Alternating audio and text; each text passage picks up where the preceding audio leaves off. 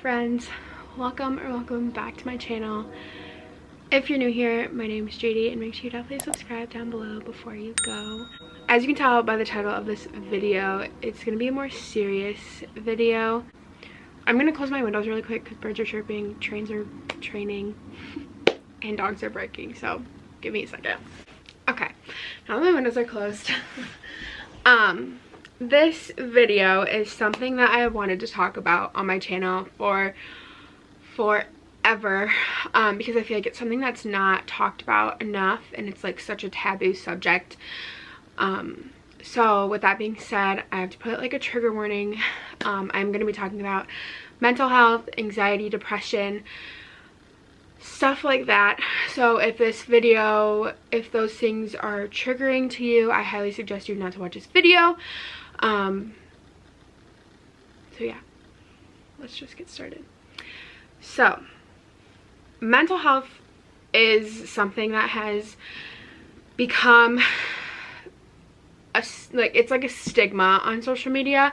It's something that's not talked about as much as it should, and I'm gonna talk about it because it's something that is extremely important to me and something that is extremely serious and needs to be taken seriously by everyone. And the fact that it's not just ain't it. My battery's flashing, so give me a second. We're back with the new battery. So in this video today, I'm going to be talking about my own mental health struggles, my journey, and everything. I asked you guys over my Instagram if this is something that you guys would be interested in hearing, and a lot of you guys said yes. So here I am. So first, let's start off. I struggle with anxiety for the most part and a little bit of depression. Let's start with where everything kind of like took off for me, I guess. I haven't struggled with it my whole life. It's been super recent, within the last 2 years, that I've struggled with it.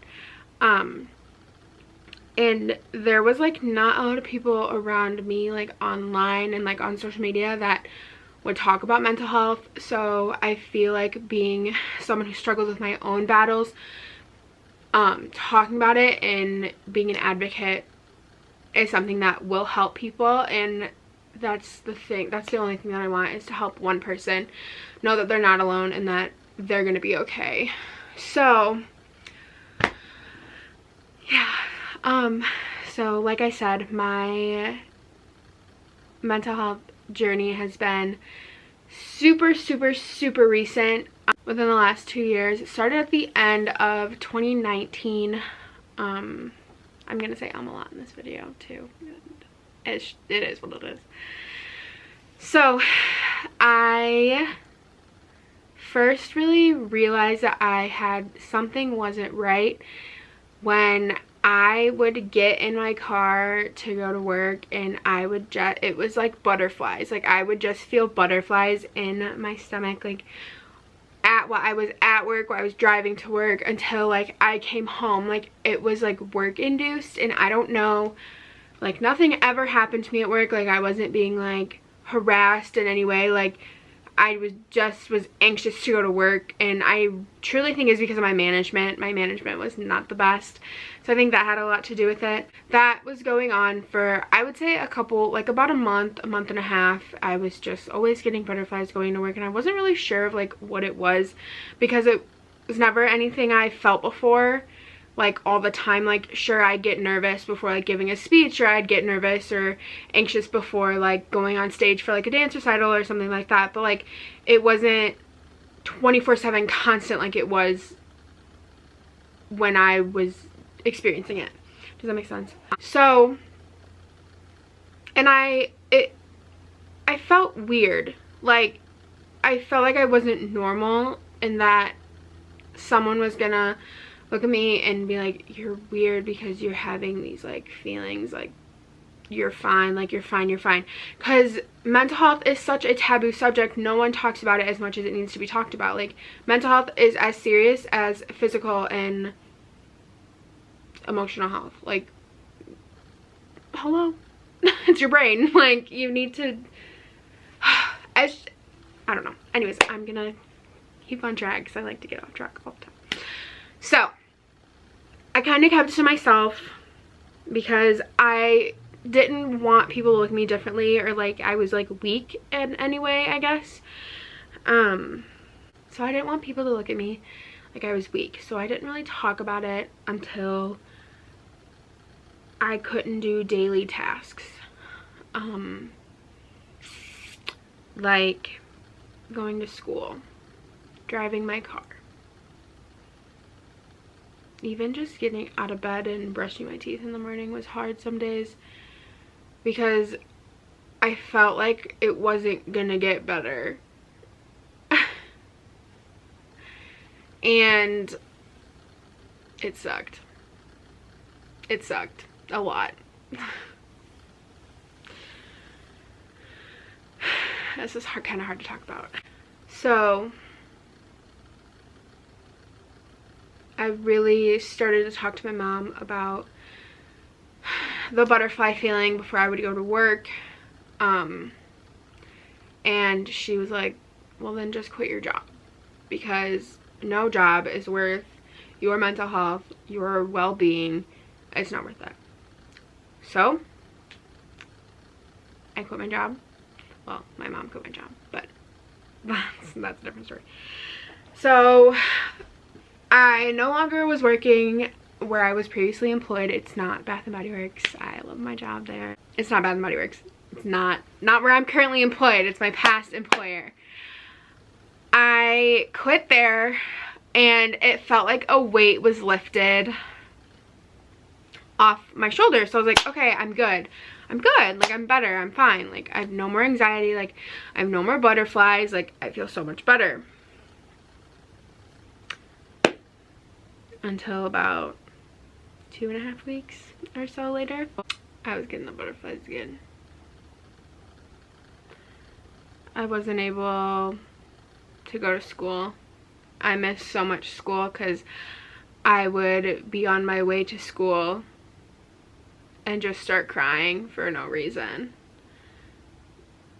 There wasn't a reason. I just would cry and then go home and get back in my bed and go back to sleep, because it's the only way I felt normal. And I couldn't do, like, I was scared to do anything. I was scared to drive my car. I was scared to order at the drive-thru because I felt like they were gonna judge me, and I was scared to do anything. And I would cry at least once a day, if not more, for no reason at all. So that's when I told my mom, I was like, hey, I'm crying every day for no reason. I have no idea what's wrong with me, but something's not right. So I called and made an appointment with my doctor, and I went and I told her everything that I was experiencing, and she decided that we were gonna get some lab work done because it was winter time, and in the winter time, like where I live, the sun, you can't go outside because it's like -12 degrees and just cold, and you can't be out in the sun. The sun shines, but you can't be out in the sun because you'll get frostbite. So she decided to do some labs to see if I had a vitamin D deficiency, and sure enough I did. I had a vitamin D deficiency. So she told me to take vitamin D3, I think, over the counter, and go back in a month to see how I'm doing. So I started taking those, and I thought I was fine. Like, I was good. Like, I wasn't crying anymore. I was feeling better. I don't know if it was like a placebo type thing. I don't know. So I'm taking the vitamin D. I'm fine. We're good. Like, we're not crying. And then I was on my way to school one day, and I'm getting to the parking lot,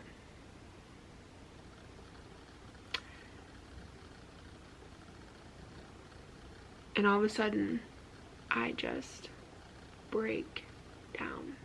Like, I have a full-on panic attack in the parking lot of my college. I don't know why I had this panic attack. There was no reason for me to be crying the way that I was. Like, I was like hyperventilating, like my like I had a knot in like my stomach. It was the absolute worst thing. I felt like I couldn't breathe. Like, it was the worst thing I have ever experienced in my life. And I knew that that was not normal. I should not be crying going to school. Like, I shouldn't be. Like, there's no way I should keep missing school because I'm crying for no reason. So I called my mom, told her I literally can't stop crying, and she's like, you need to call your doctor. You need to go to the doctor, like, right now. So I like couldn't talk. So she called for me, and my mom drove out. She left work. She drove out to my college and talked to me, calmed me down so I could drive to the doctor. And we both went. Like, she went with me. And that's when my doctor decided that it would be best to put me on medicine. So that's when my doctor and my mom and I decided that it would be best to have me put on a super low dose of an antidepressant, anti-anxiety medication to help take the edge off, so that way I could function with day-to-day tasks, because I had to go to school. Like, I have to go to school.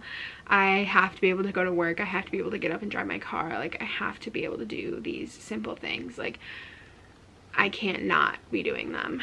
So I am on an antidepressant, anti-anxiety medicine, and that's when I was diagnosed with anxiety for sure. Both sides of my family have anxiety, so I mean, I was bound to get it, I guess. And then depression too. I have a lot of behind the scenes stuff that goes on that I choose not to talk about on social media, just because it's like super personal. But I definitely do have a depression and anxiety, which are not the best combo. It sucks.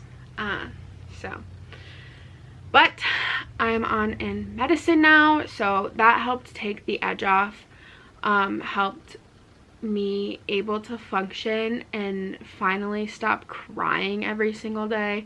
Like, I would cry every single day. I cried on my birthday, and I don't know why. Like, I would just cry for no reason at all. So yeah, I mean, medicine doesn't cure everything. Like, yeah, it takes the edge off, but like, I still have battles that I have to fight, and I still have like trauma that I have to face, and I haven't yet because I'm scared to. Yeah, I mean, it's just because like I'm on medicine doesn't mean that I don't have bad weeks or bad days. Like, there'll be weeks where I just feel hopeless and I feel like I can't do anything. Like, I feel those feelings again, and it scares me because what if I don't get out of it? And I always do, but just like when you're in the moment, it's hard to like look at the positives when your like brain is telling you that you won't get out of it, if that makes sense. I don't know if that even makes any sense at all, but I feel like a lot of influencers and content creators have a lot of behind the scenes stuff that they don't choose to share because people will think of them differently, but I'm gonna talk about it because it's something that I think is super important, something that needs to be talked about a lot more.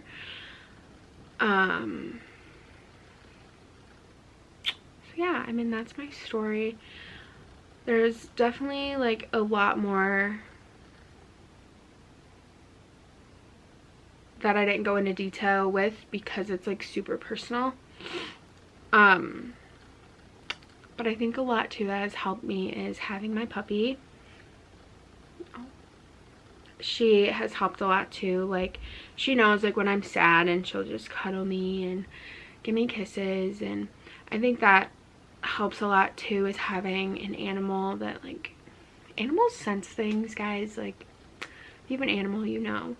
But I think having Stevie has really helped me too.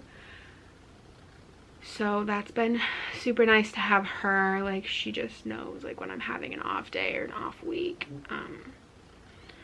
So she helps a lot too, and talking helps a lot. Like, there's a lot of resources out there, and I've recently started doing yoga too. I have the Apple Fitness Plus, so I've started doing yoga, and yoga seems to help me a lot. It just is like calming. So doing things that help you feel like you have control is what helps me. Like, making a to-do list, doing yoga, drinking all my water, like being like watching like what I'm eating. Like, I know these things seem like super small, but like, it's things that help, and it's things that work for me. It might not work for you and what you have, but it works for me. And if one of my tips can help someone, even if it's just one person, that's all that matters. So doing little things like yoga, going on walks with Stevie, talking to my mom just about like how I'm feeling, talking to literally anybody how I'm feeling helps. Making lists, drinking water. I've been drinking a lot more water, and it seems to be like helping me. I don't know. I just think taking care of your body too helps a lot with your mental health.